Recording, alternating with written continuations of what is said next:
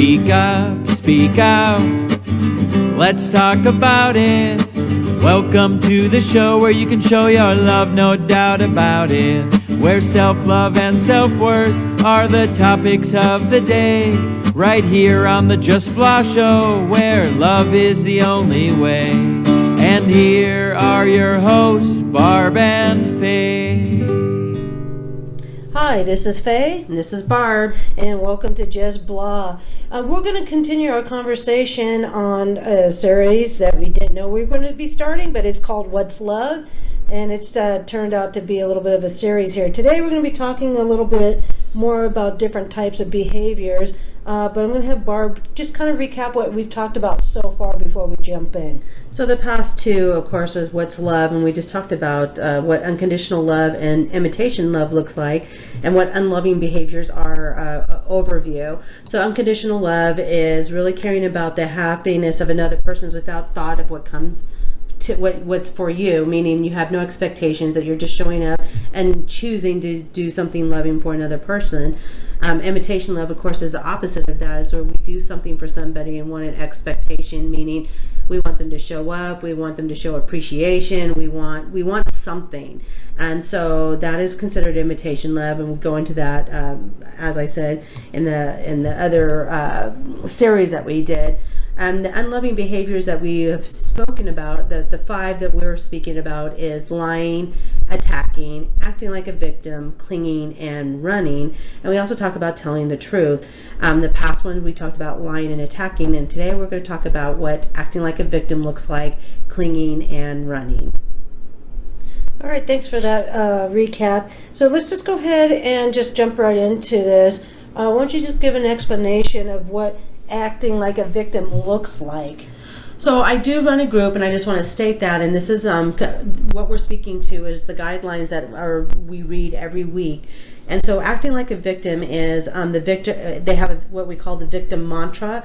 It includes 3 key phrases, and it's usually along these lines of, look what you've done to me, look what you should have done for me, and it's not my fault. So we use these. We use this as a way to guilt people, an obligation to persuade people, to give us more than what we really should be getting from them. We're trying to manipulate is what it is. And so I see that there's 2 different categories that this kind of falls into when you're acting like a victim. One is called getting, and one's called protecting.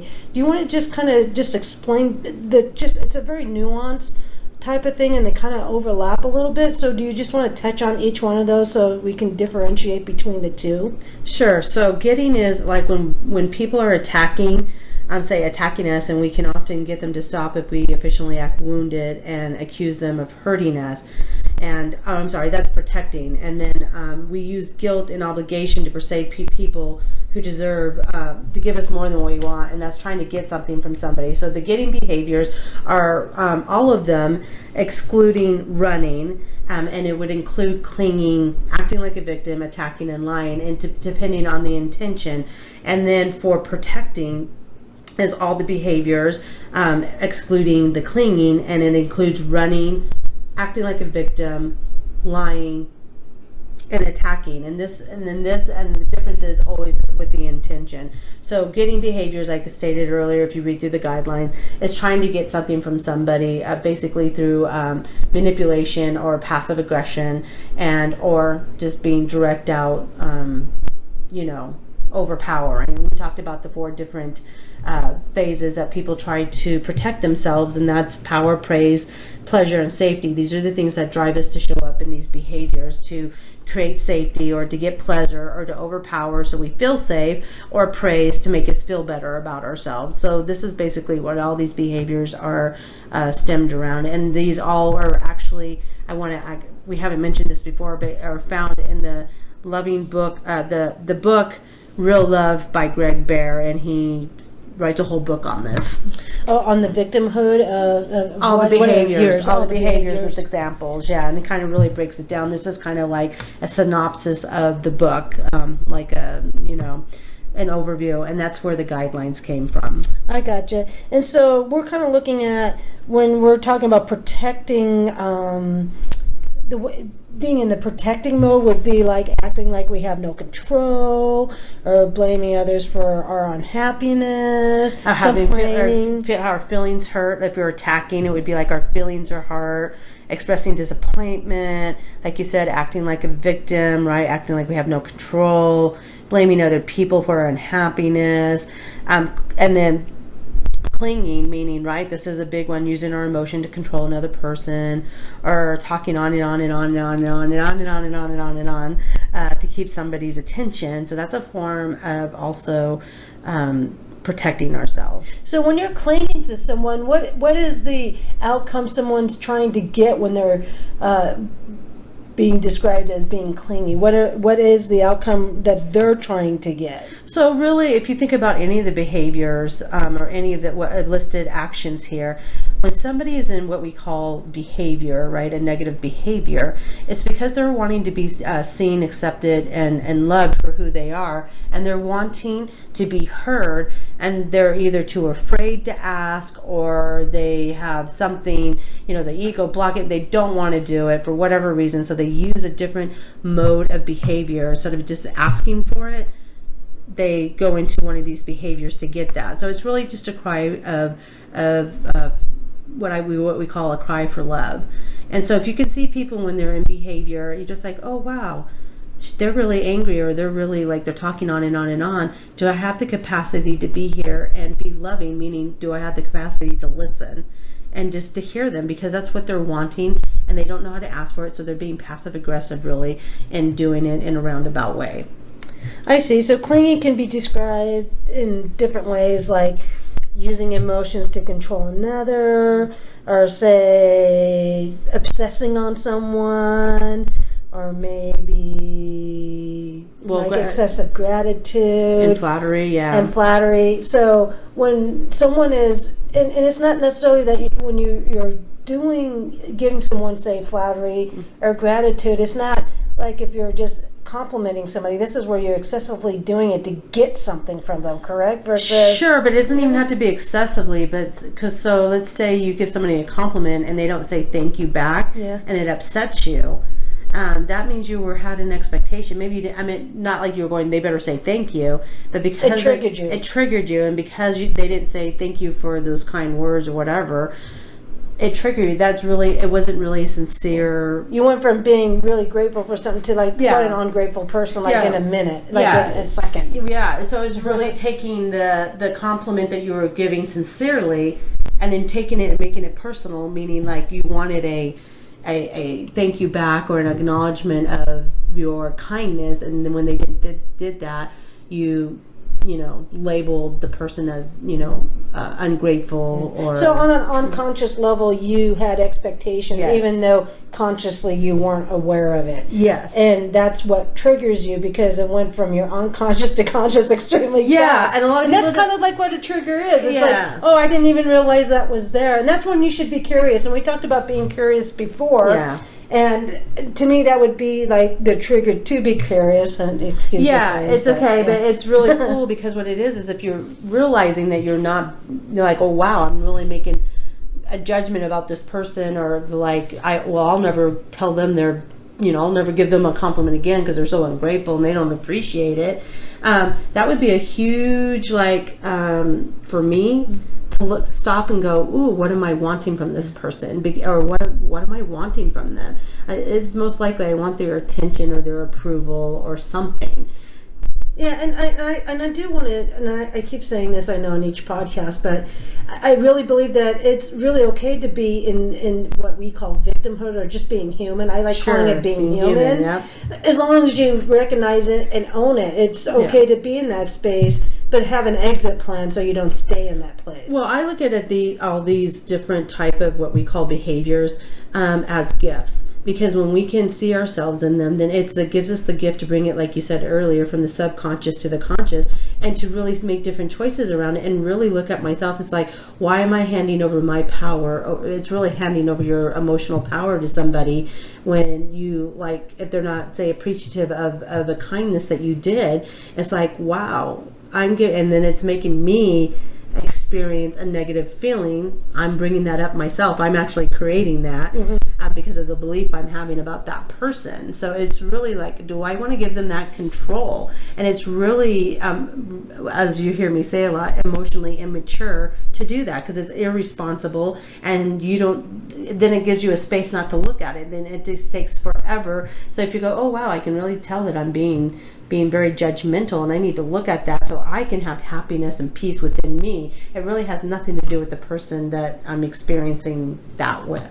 Yeah, and it seems like a lot of this seems to always circle back to what we're calling emotional maturity. And it seems like the key to unlocking a lot of, at least unlocking the door to the path, let's say, to move forward if you choose to, is understanding what emotional maturity is, and maybe we can talk about that some other time, but it seems like we always kind of circle back to that term, and I'm not sure if everybody has a clear understanding of what that means. So if you have like a really brief description that we can just kind of toss out there for the moment, maybe we can jump into that a little deeper at another for time. emotional maturity. For emotional maturity. So for me, it's not. I mean, it's moving forward, but I think of it as more as moving inward, meaning we're taking responsibility for our emotional state.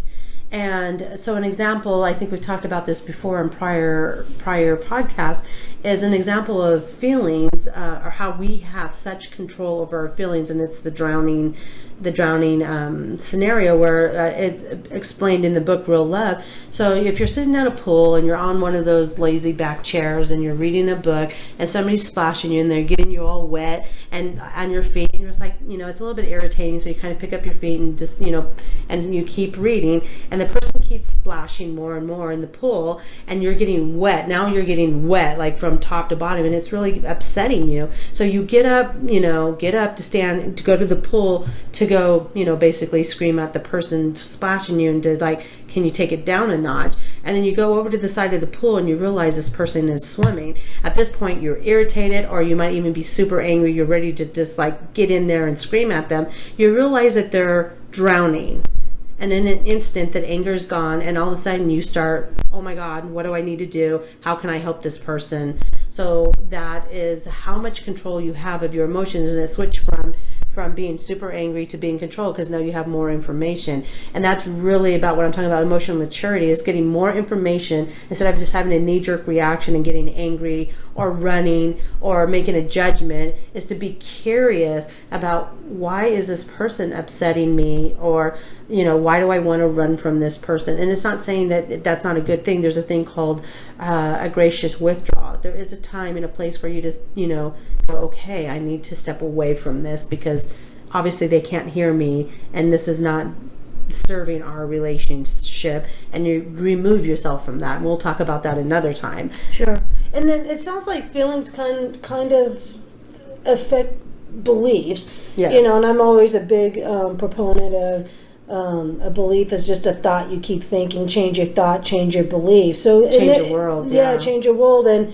I'm definitely knowing that's the truth just from experience. And I find that a lot of people get caught up in the belief and not knowing that a belief can be changed, because maybe they just are not aware of how it works, or that their change is possible. So, and I think that's because people get stuck in a pattern, and we've talked about patterns before, right? Well, it's a pattern of being right and wrong, and so we can take any details of any connection, and we get in the duality of right and wrong, and then that's where the protecting and defending comes in, or the getting protecting behaviors. So it's really like, the word is curiosity, right? And then the other thing is, it's just it takes practice. I mean, you're taking a lifetime of habits, and you can't change it in a day or even a week or a month, but you can certainly start to shift it. And you start practicing with simple things, and then you go into the deeper conversations that are meaningful, and it gives you the confidence to do it because you practice behind it. Through my coaching and through working with people, if you're only practicing once a week, like showing up once a week or doing something, it's going to take a long time. 15 years for you to Yeah. get something where somebody's doing it for maybe, and they're practicing daily, that you can get it in a year. It's really what your commitment is to yourself, and are you worth your time and effort? Are you worth 5 minutes a day to really look at yourself and to take ownership of who you are, and to, for the people, I say, read through the guidelines every day. Just because you're not at the group doesn't mean you can't read them. I carried it around with me for a year, and every single day when I had a moment, I would just read it. I may not got through the whole thing, but it was to remind myself and to repattern my brain and to take ownership or responsibility for who I am. And because of that, the outfolding, as you know, my life was, at least for me, shifted in a positive experience. Yeah, and it sounds like, for me, from what I'm hearing, is that it's really being able, and so many people go through life not paying attention to their feelings, and really that's kind of the key here. Sure. One of the keys Sure. to move forward. And so what you're saying is take 5 minutes and just pay attention to how you're feeling. Yeah. And then be curious why you're feeling that way, regardless of where it's at on the scale of emotions and feelings. Yeah. Well, I know they're two separate things, but yeah, we'll talk about that because Yeah. most people, when they identify what they call feelings, are really emotions. Yes. And we'll talk about that in another podcast, because emotions are blankets to soften the feeling, right? Yes. Or the pain or whatever we're feeling.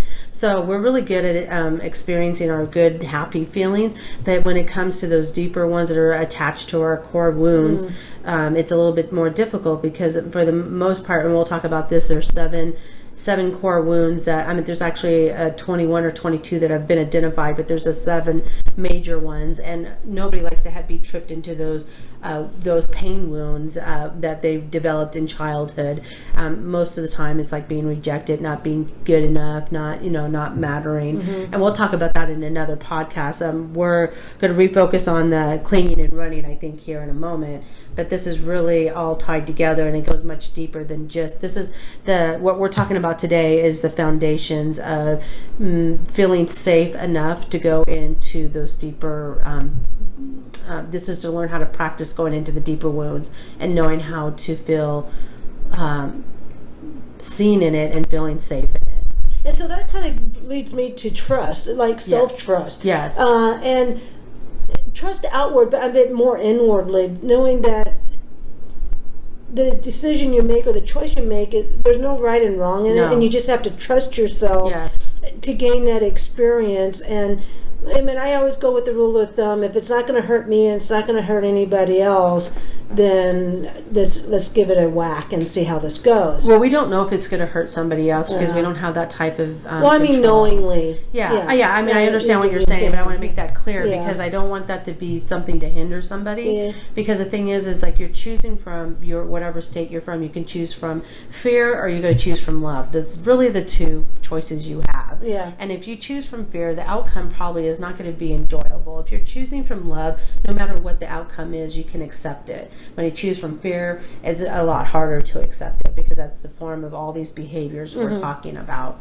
Now, with these behaviors, and when we say behaviors, and people seem to always attach negative behaviors with the word behavior. Yeah. But behaviors are as any behavior, be it what you would put a label as positive or negative. It's however you describe it. Yeah. But it seems like it could be like a rabbit hole. If you really are disconnected with yourself, it seems like you would fall further into either side, the positive side, because some people actually get so caught up in the positive that they don't allow themselves to feel the other what people label as negative. Yeah. If we mute one feeling, right? If we deny it or mute it, then it's going to mute all the other ones. It's not. You cannot have bliss without having the contrast to it. And if you stay in this small box of, well, this is where I'm willing to feel, and that's all you're going to get. I'm not saying that you won't have the range of emotions and feelings, but you will have a muted thing. So,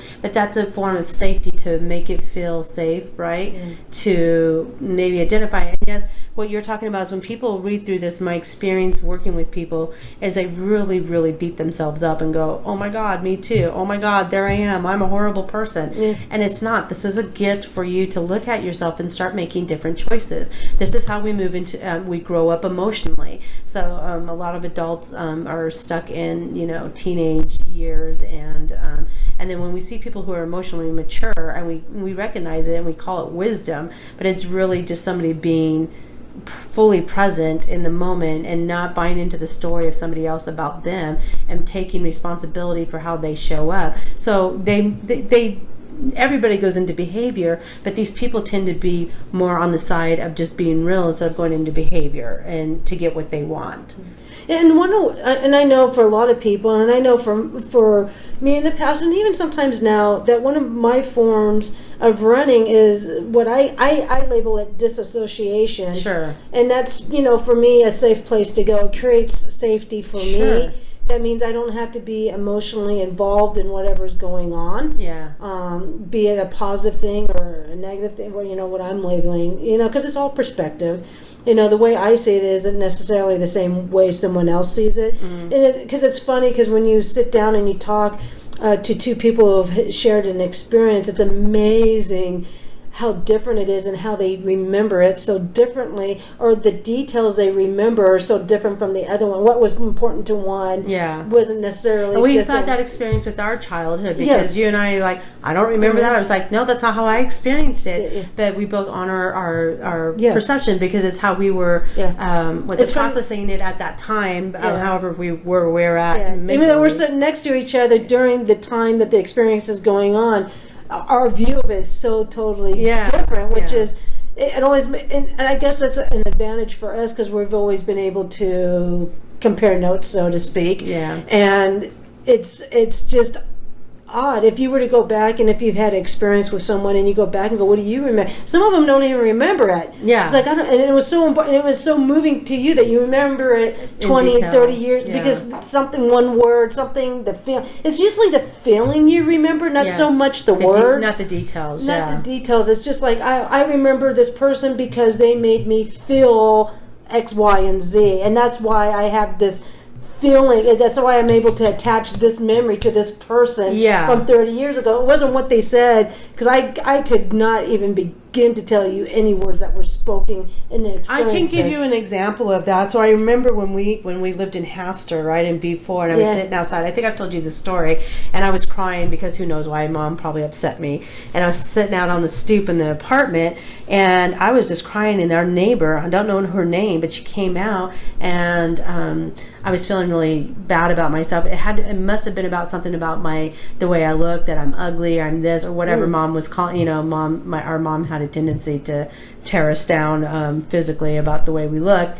And so the lady, and for God knows why I did this, I was like 10 years old, she grabbed me and she goes, come with me. And I went into her house with her, or her apartment, and she had a hall in the hallway, in the entryway, a mirror, and then she just sat in the front of the mirror, put me in front of the mirror, and then she just sat there and described to me what a beautiful human being. She goes, I want you to remember this for the rest of your life.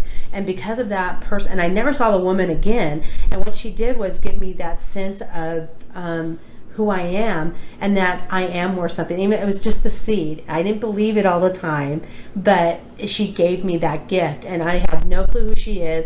All I remember, she had brown hair and she was thin. That's all I remember. But she gave me the gift of seeing myself, and that I was beautiful. And so that gave me light in my darkness. And it's so much about my story. Obviously, you know my story. So it was very touching and very moving for me. So for me, that was just a pivotal point in my life, and this lady gave me this gift. She's what I call an earth angel. So I just wanted to give you that, because you have those moments in your life that you remember. Yeah.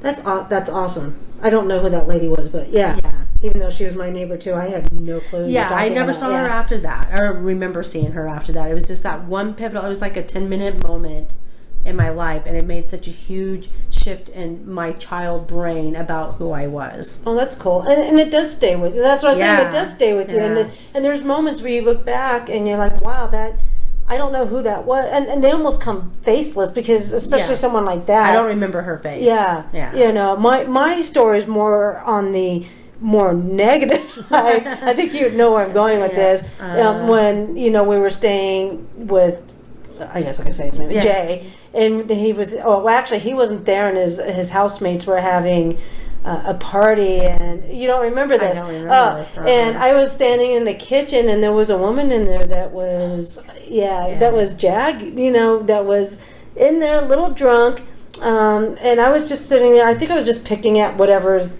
sitting in the kitchen because I was bored.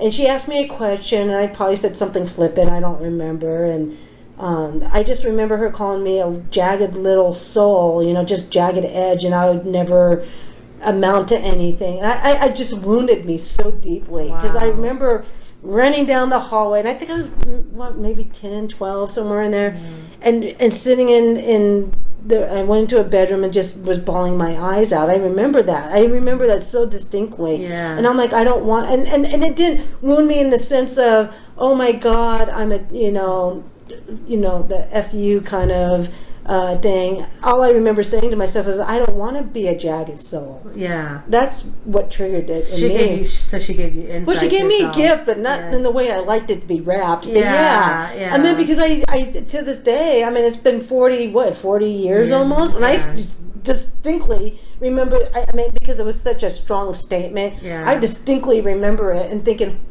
wow. I mean, that just hit my core because I knew she was right. Even at that age, I knew she was right because I was in that protecting mode, going back to the victim. And not that I was a child, I get that. And I was protecting myself because of the situation we were in and how we got to be where we were at. And it was, and I can remember going, I don't want, and it took me a long time. I would always reflect back to that because I mean, I know I wasn't the best company in my teenage years and even in my early 20s. I was very rigid, I want everything black and white. I don't want gray. I need rules. I want structure.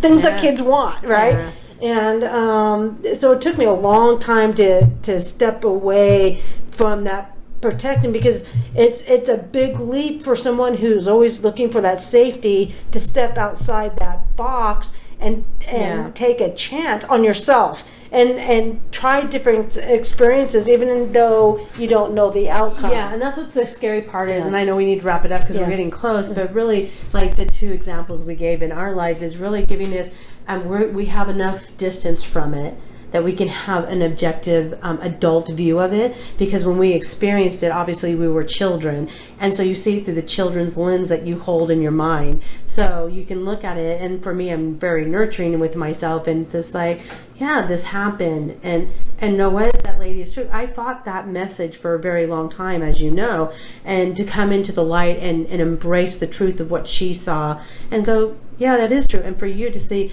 yes, I can see that there was some truth in it, but you can also see how that was formed in your child's mind, and that you don't have to own it for the rest of your life. That's true. And so you get to make the choice around it as an adult, and that's what I'm talking about when we talk about emotional maturity. I guess this is more what this podcast turned out to be than talking about. I mean, we did talk about it. We talked a little bit. We'll get back into some more. We'll just keep going until we get through it. Well, we're gonna end this one here, and please come back and join us with the continuation of this, because we are going to be moving on different. I think there was other ones that we needed to cover. Clinging and running. And so with that, I think we are finished with this one. Until next time, peace out.